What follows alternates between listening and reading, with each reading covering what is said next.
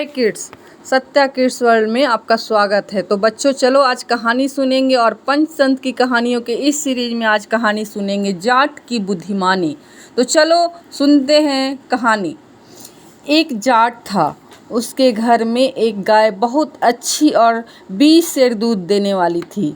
दूध उसका बड़ा स्वादिष्ट होता था, कभी कभी पंडित जी के मुख में भी पड़ता था। उसका पंडित यही ध्यान कर रहा था कि जब जाट का बूढ़ा बाप मरने लगेगा तो इसी का संकल्प करा लूँगा। कुछ दिनों में दयोग से उसके बाप का मरण समय आया।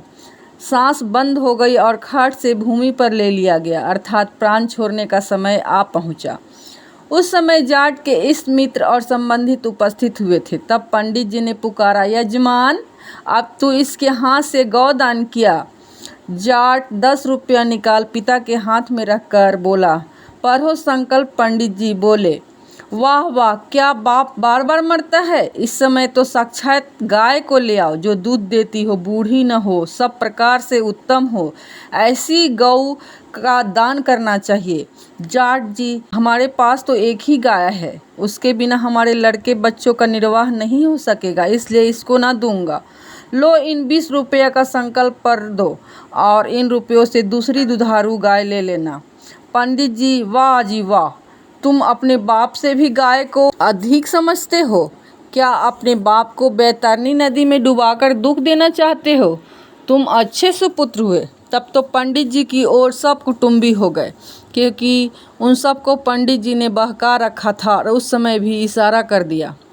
सब ने मिलकर हट से उसी गाय का दान इसी पंडित को दिला दिया। उस समय जाट कुछ भी न बोला। उसका पिता मर गया और पंडित जी बच्चा सहित गाय और दूहने की बटलोही को लेकर अपने घर में गऊ को बांध लिए। बटलोही धर पुनः जाट के घर आया। मृतक के साथ शमशान भूमि में जाकर दाह कर्म कराया। वहाँ पर भी कुछ पंडित लीला चलाई। पश्चात 10 गात्र सपिंडी कराने आदि में भी उसको मूड़ा। महाब्राह्मणों ने लूटा, भूखरों ने भी बहुत सा माल पेट में भरा। अर्थात जब सब क्रिया हो चुकी तब तक जाट ने जिस किसी के घर से दूध मांग मूंग निर्वाह किया। 14वें दिन प्रातःकाल पंडित जी के घर पहुंचा। देखा तो गाय दूह बटलोई पर पंडित जी उठाने की तैयारी में थे। इतने में ही जाट जी पहुंचे। उनको देख पंडित जी बोले, आइए यजमान, बैठिए। जाट जी, तुम भी पुरोहित जी इधर आओ। पंडित, अच्छा, दूध धरी आऊँ? जाट जी, नहीं नहीं, दूध की बटलोही भी इधर लाओ। पंडित जी बेचारे जा बैठे और बटलोही सामने धर दी। जाट जी, तुम बड़े झूठे हो। पंडित जी कहते हैं, क्या झूठ किया? जाट जी ने कहा, कहो तुमने गाय किसके लिए ली थी?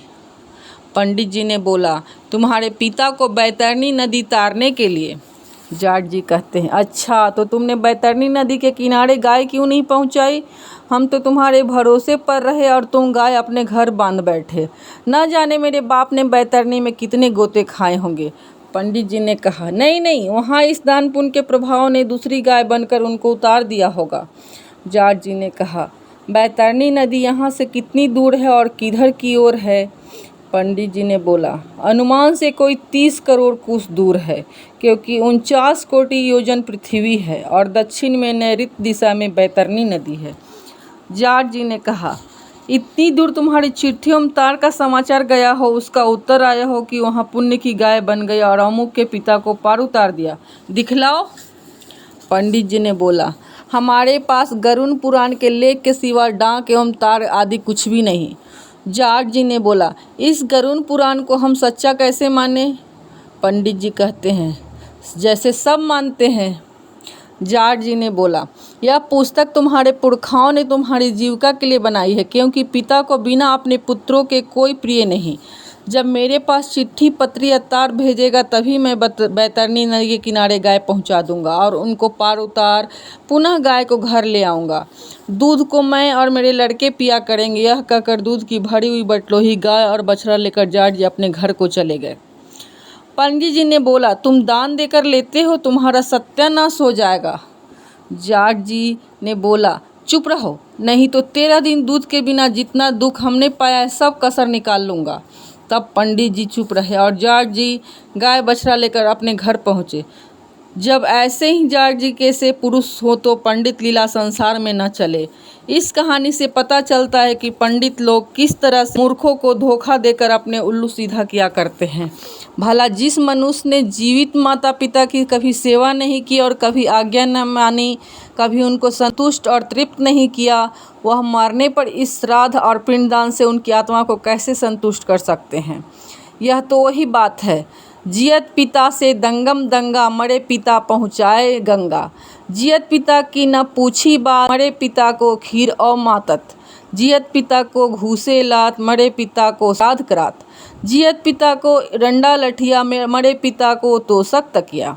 जियत पिता को कछु न मान, मरत पिता की पिंडादान। तो बच्चों, ये कहानी कैसी लगी कमेंट करके ज़रूर बताएं और नेक्स्ट कहानी में मिलते हैं। तब तक के लिए बाय बाय।